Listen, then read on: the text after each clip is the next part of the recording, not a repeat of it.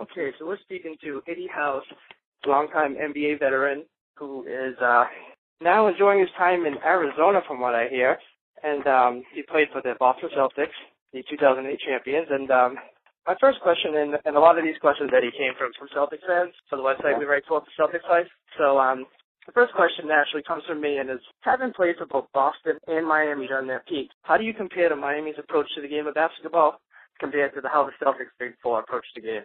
Well, both take a real serious approach to the game, and it's both team organizations, I should say, are first class, and coaches are first class, and the staff is first class, and everything like that. So games are approached with the utmost importance, especially playoff games. There's so much detail, so many hours that go into breaking down individual games, breaking down individuals, so that every player will have the proper background on each player that they're going to be checking. So every team does their due diligence. They all have the same approach, which is a win-first approach. Absolutely, and that seems to be the constant theme with successful teams is, they buy into every little minor detail. You played for quite a few teams over your course of your career. You got to play with many great players and many great coaches. Do you have a favorite teammate and a favorite coach? And if so, who are they and what makes them special to you? I couldn't say just one per se as coach or players. I was blessed to have a bunch of great teammates on teams that I went on. There really weren't any bad guys. There was, guys that really wanted to help each other for one cause, and that was to win. And as far as coaching, I took a little bit from each one of the guys that, I have Pat Riley. I took some. He taught me a lot. Doc Rivers taught me a lot. Mike D'Antoni taught me a lot about spacing and offense on, moving the ball and stuff like that. Who else could I say? I had a bunch of coaches. I don't want to leave any out. Lawrence Frank was a good coach. I couldn't say one particular. Each one was important, especially to my development. And, I took everything that they said and tried to apply it to my game and apply it to do whatever I could do to help the team. Absolutely. You kind of just take, each coach is a little different style, and you kind of take all that in as you go on with getting exposed to all these coaches and teammates. You had a stellar college career, more so your senior year, where you put up quite some points. One fan asked, where does your 61-point game in college rank in terms of your most memorable games played, both in college and in the professional levels? Well, that probably will rank as I could just say probably like number 2. And number 1 would be that run to the championship, that whole year, that experience, as opposed to, I can't break it down to one game. Winning the championship that year, it was a long, long road. It was hard. We had ups and downs, but, we stuck through it. So, that's number 1 in my career as far as most memorable. And I can't just condense it to one game as far as I've been in the pros. It's more so that whole year, as being the most memorable time, the best memory as far as playing basketball. Then 61, number 2. Just it was in college, and the way I did it was in front of my family. It was my last time playing in front of being in the Bay Area, being from the Bay Area. It was the last Bay Area game I had as a collegiate player, so it's almost like I came home and went out with a bang. So that was a very special moment for me. Absolutely. It's always fun to have that kind of game, especially, as you just pointed out, in front of your family. Kind of staying on the 2008 championship team, another fan asked, do you stay in contact with anyone from that 2008 championship team? If so, who are they? Yeah, I talked to Hart. I talked to Rondo. I talked to Kevin. I talked to Paul. I talked to Ray. I talked to T.A. Let's see who else I talked to. What's that team? That might be that. That might be it. Now, I talked to, throughout the summer and throughout the year and stuff. Am I leaving anybody out? Sam Cassell. I talked to Sam. I mean, pretty much everybody on that team, you know. Yeah, it seems like you guys kind of built a tight bond, and as you pointed out, that whole journey was such a great experience for all of you guys, and when you win that championship, you're never going to forget those guys in that ride. So that's definitely something that's probably going to be there till the day you leave this earth, Eddie. It was definitely no doubt. Everyone up here loved it, and so they're kind of looking forward to the next run that might be happening very soon. And this is going to lead to my next question: is how surprised are you that this Boston Celtics team is one win away from reaching the NBA Finals, considering all the injuries they had, the lockout season? You had Paul and Garnett that really weren't in shape to start. They didn't think it was going to be a season. Talk to us a little bit about your opinions on the Celtics team this year. Oh, good team. Well coached. They believe in each other, and they have a bunch of individual leaders that, at the right time, they step up and be the leader that the team needs. Like, for example, last night, it was it seemed like it wasn't a meaningless time, but it was a big time in the game. At the end of the game, coming down there, Michael Peters almost was like he wanted to walk out the huddle before everything was said in the huddle, and Kevin brought him back twice to make sure that, hey, no, you need to listen to this so we all on the same page. You can't be over there, four of us together, and you didn't hear this last thing. Get back in here. Let's listen to this. Get it together. Defense, things like that. Rondo saying, making big plays and tipping the ball out to Peters or making those comments. I thought those were, I didn't think there was anything wrong with the comments he made about the Heat. He said the Heat crying or whatever. I think that was big for his team. For him to make that statement, he probably went in the locker room and told him what he said. And, the team probably rallied behind that. So, at different times, Paul stepping up with his play, Ray stepping up, making big-time shots when he needs to. So, Michael Peters is like a bunch of individual leaders on that team that lead at the right time, especially when they need a leader. Somebody always emerges, and it is that.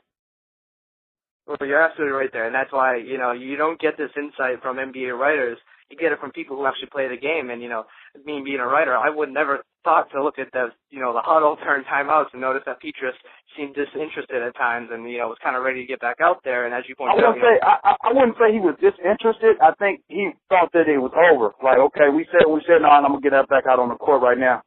He was in his zone, in his mind, but just for that split second while he was in his zone, he could have missed something defensively that was very important. So they pulled him back in, make sure everybody's on the same page. And it is small things like that. There's little details that, separate, contenders from champions.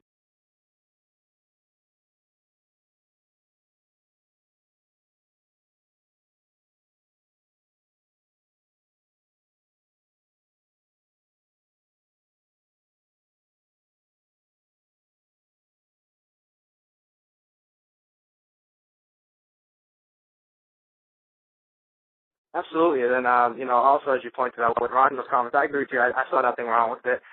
It's true, it's factual, and ever since he said it, more people kind of noticed it. And we turn and see Dwayne Wade would rather yell at the referee instead of getting back on defense, which hurt the Miami Heat a few possessions last night, especially late in the fourth when they wanted the call instead of the ball. And it's just interesting to see how the fans are now noticing that, and something that, as you pointed out, Rondo noticed for a while. Going to play a little devil's advocate here for you. If you were the Miami Heat head coach and you're in a ball game and you're down by 1 point, who do you give the final shot to, and what play do you draw up for them? Well, it all depends on how the game's been going, who's been scoring, who's been hitting shots. It all depends on that. So I'm not going to put the ball in the hands of somebody to make a last-second shot if he's been struggling all game. If he hasn't been hitting his shots, if he hasn't been making good decisions. And so I don't know. It would all depend. Definitely you want it in one of those two guys' hands, definitely trying to make the shot. So like whoever will be the hot hand at the time, you have to go to that. I like that answer. And then if you really look at it, I mean, I think D Wade has hit more of those shots than maybe LeBron has. I don't know. I know LeBron has hit some shots, but it seems like Dwayne has hit a lot more game winners than LeBron has. I think LeBron hit the one against Orlando in the playoff, was it? 2009 when they got defeated. Yeah, I think he hit a 3 in the playoffs against somebody. It was no, I want to say was it Orlando? I'm not sure if it was Orlando, but I know he hasn't hit that many, man. I know D-Wade has hit a lot. Even this year against Charlotte, he had a game-winning bucket off the glass to win the game and faced up Cam Newton, gave him the Superman sign. So even after struggling the whole game, they still went to D-Wade and let him get it off. So even when LeBron I think LeBron had 40-something that night. And, they deferred to D-Wade and let him, take the last leg of shot. So, it's all a feel, man. It's all a feel. And that's the tough thing about coaching is you definitely got to have a good feel. You got to know your players and know situations. So, that's a tough question. No, I agree with you, and that's why I kind of cut you off earlier when I said, I really liked your answer because there's no right or wrong answer, and there's so many variables that factor in. But most fans want to try to make it a black and white issue, which you give it away. That's the story. But as you point out, it depends on a lot of factors. Maybe Mike Miller's got the hot hand in that game. Maybe he put up 30 points on 10 threes. Maybe you draw a misdirection play, got it going over here for a quick pin down from Mike Miller somewhere else. Just you never know, even or anybody, or Mario Chalmers for that matter. So that's a tough question. Yeah, he's a cold-blooded player. We saw that Kansas shot. Right.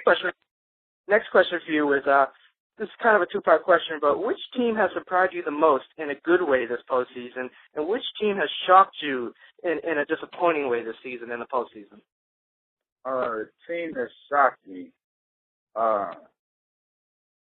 You know what? Where they're at right now, this Final Four is pretty much what the Final Four that I was thinking it was going to be anyway. I mean, once D Rose got hurt, then you had to kind of take Chicago out of the equation. But when he was healthy and they were playing there, they definitely was up there. But this is the Final Four that I've seen. It's going to be tough for either team to win a championship. If Miami goes and they play San Antonio, it'll be tough. If Boston goes and they play San Antonio, it'll be tough. And vice versa if it's Oklahoma versus the other two. It's gonna be a tough finals. It's gonna be very entertaining, very good, and it's gonna be good basketball. And what more can you ask for? You got great coaches and you got great players. It seems like each team has their own big three. You got OKC with their three. You got Miami with their three, San Antonio with their three, and Boston with their three, plus Rondo, their four. So, this is excellent matchups right now. So it plays for good basketball. Absolutely, and I think you just outlined another conspiracy for all those people who believe in that stuff. I'm not one of them. I just think it's too much hard work to pull off a conspiracy to get teams to advance certain places. And as Rasheed Wallace once said, the ball don't lie, so they can't lie about the basketball. The next few questions I got for you are all from fans. The first one was, what was the first thing you did after winning the championship in 2008? Like, what do you mean as far as the first? Like off-season, the time you got to clean your locker out and go enjoy your family and friends after the parade and all that good stuff. After all that, we came home. We just came home and we just relaxed. That was it. Didn't do nothing. We just relaxed and started thinking about next season and trying to figure a way out to try to repeat. Fell short, but that's what we were doing. Absolutely. Next question from a fan is, what are your favorite hobbies other than basketball? Favorite hobbies other than basketball? What do I like to do? I do get down on the Xbox a lot. I play Xbox 360. I play pretty much all the sports games, baseball, I don't play the basketball game. I play baseball, football, soccer, play a little hockey, but not much. But that's about it. Okay. Going back to your career in the NBA, you got to live in a lot of cities and play for a lot of teams. Do you happen to have a favorite NBA city to play for, and why? Boston was the favorite place to play in. I mean, the fans were unbelievable. It's a total different place. You have no idea what it's like unless you're if you've been a part of that, or if you grew up in that culture, or if you came and played for those, franchises that they have out there, be it the Bruins, the Celtics, the Red Sox, or the Patriots. You don't understand the love that the fans actually have and the type of sports town that it is until you're out there and have a chance to experience it, the love that they have for you when you're out there. So, Boston by far. Okay, and the last question I have for you, since you kind of had the Final Four in this playoffs narrowed down, who do you have matching up in the finals, and who do you see winning it? Man, you know what? I think both games are going to Game 7, both series, and then I think from there it'll be who from there it's anybody's game. It's a one game, one and done. So I don't know, man. It's gonna be tough, man. Either team can win. It all depends on how things happen, who's making shots. Miami's definitely going to need D-Wade and LeBron to play at high level. And they're going to need to get more minutes out of Chris Bosh if they want to expect to really take care of business like they want to. They're going to have those guys out on the court trying to make it happen for them. They can't have Chris Bosh on the bench in the fourth quarter. It can't happen.